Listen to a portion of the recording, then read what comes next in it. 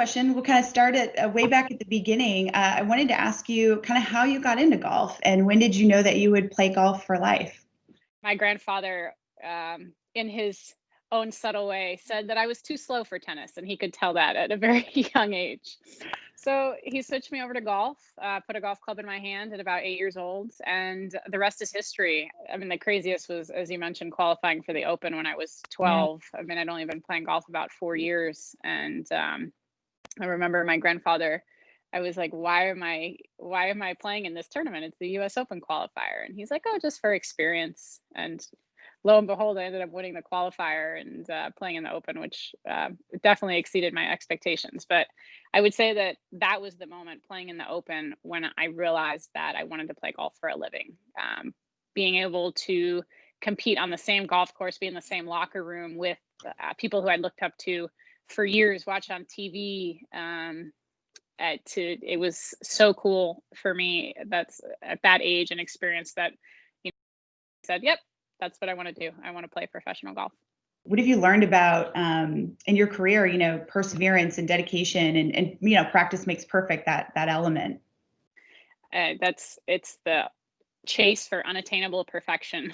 Golf could be maddening and exciting and fun and heartbreaking, and all of those emotions go through sometimes every week, every season, and every career is very similar to life in that way. A lot of ups and Mhm. downs that I've certainly had through my career. I've had some very high points. I've really been through some struggles. And when you're struggling, sometimes it's hard to pull yourself out, but you just got to trust the process. I think that's really important. I think having a good team around me is also very important. Trusting those that I take advice from and that I listen to. I love to play golf. I love to compete. I'd say competing is probably my favorite thing.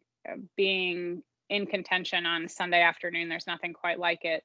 There's so many incredible women on tour who came before me who are so generous and kind. And the one especially that comes to mind is Julie Inkster. She is a Hall of Famer, just an incredible talent, but also very successful after having two kids. That's a huge inspiration to me.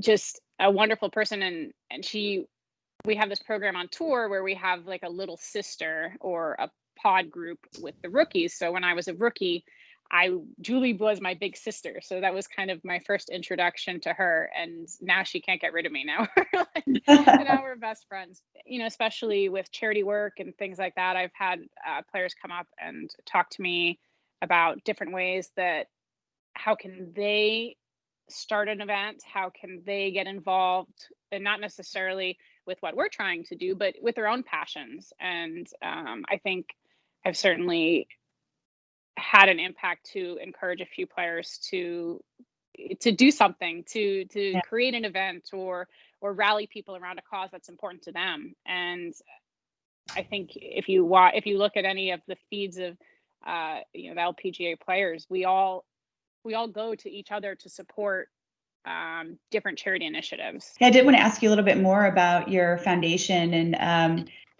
where you're very passionate about fighting this disease that does uniquely impact women, so or more so impacts women. So I was curious how maybe the foundation and I don't know if you're still doing Morgan and Friends golf tournament. I thought that sounded interesting too. I was curious if you could tell us a little bit more. We're a South Florida based organization. I'm here now in Boca Raton. It's where I live. It's where I've lived since I was 8, where I started to play golf.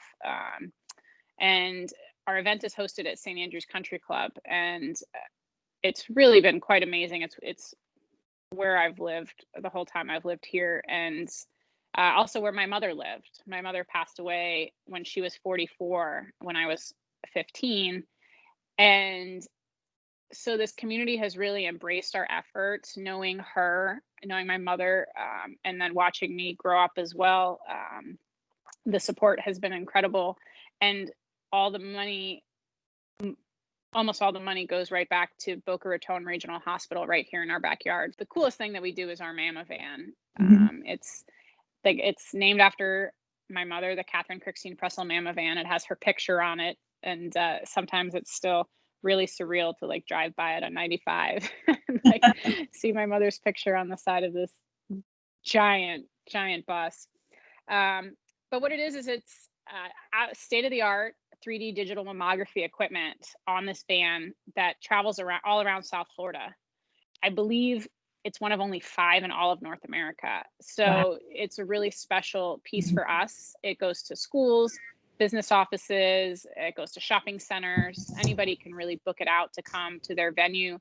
And it it's exactly the same as going into the hospital. I think sometimes a lot of people think, oh, it's a van, it's not the same. You know, it's the same technicians that are hired by Boca Regional to travel around on the van. It's the same radiologists reading your scans, the same doctors giving you your diagnosis. It's the exact same technology, that the absolute state of the art that you'd find in the hospital. So to think that we can break down the barrier of intimidation, I think that's a big fear of a lot of women, is, and also the extra step of actually having to go to the hospital, especially for busy working women. Especially now. Yeah, and so we can really break down that barrier, and get more people through the mammography screening process. Perficient is just absolutely enjoying our partnership with you. And I was curious, with this being such a wacky year, it sounds like that opportunity came to you also in the midst of everything else going on this year. And how did you determine that Perficient looked like a good fit for you? And how do you feel like things are going so far in our partnership? What are I some think, things you noticed? yeah, I think it's great. I think the excitement around Team Perficient is awesome. You know, to see it in time, to see the picture in Times Square announcing Team Yeah. Perficient, to get it every time before I tee it up at a tournament. Now I see good luck to Morgan, member of Team Yeah. Perficient. Like, Oh. it's so awesome, and I really love that. Do you have advice for people looking to get into golf in a reasonable way? How can somebody start to learn golf without having to just stay in? Yeah, I mean, I actually think it's really interesting. Obviously, it's been a tough year, but so many people have turned to golf because it's a safe way to exercise, to be social, to get outside.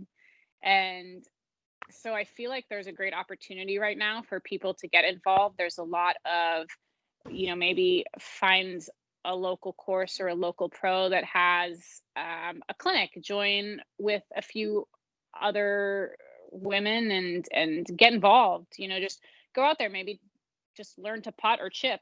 Start somewhere, and you'll probably get hooked. So I'll give you a little bit of caution there. If you could share a piece of advice for other women in business and sports, just in life. I like the one that you shared earlier that you got from your coach, your former coach. But do you have any other pieces of advice for us that you could share? The best thing that we can do is be the best person that you can be, and I think that's what my mom always taught me. Always try 120%. More than you even think that you need, just to be successful. And not that I think my mother told me that, as a woman you need to do that, but that's just how she always lived her life, was, give 120%. She always worked so hard. And I think that was a great, as a young girl growing up in a business that really requires a lot of dedication and a lot of energy and a lot of time, to see her and how hard she worked, even when she was sick, even when she was battling breast cancer. I think that definitely had a lasting impact on me, and something that I try to do every day.